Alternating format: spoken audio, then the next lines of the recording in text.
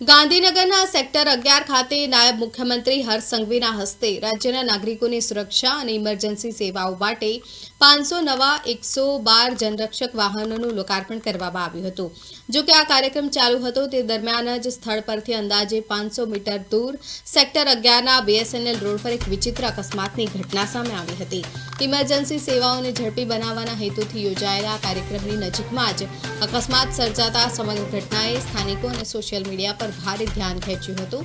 બનાવમાં થયેલી જાનહાનિ કે ઇજાગ્રસ્તો અંગે હજુ સુધી કોઈ સ્પષ્ટ વિગતો સામે આવી નથી। ઘટના અંગે તંત્ર દ્વારા વધુ તપાસ હાથ ધરવામાં આવી રહી છે।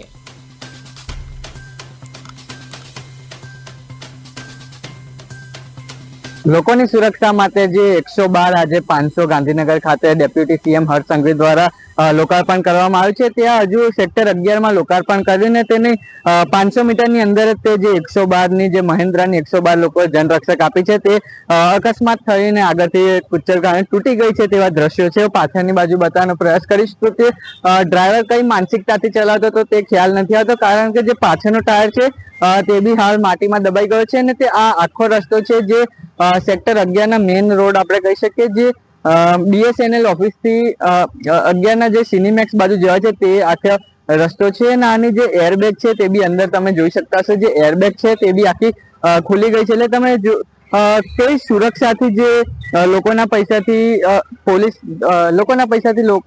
પોલીસને જે 112 ને ભેટ આપવામાં આવી છે લોકોની સુરક્ષા માટે, પરંતુ જે 112ના ડ્રાઈવર છે તે પોતાની ગાડીની સુરક્ષા કરી શકતા નથી, તો લોકોની સુરક્ષા કઈ હાલતમાં કરશે તે ખ્યાલ આવતો નથી। કેમેરામેન અનિલ શર્મા સાથે હું શ્લોક ચૌહાણ, ગાંધીનગર।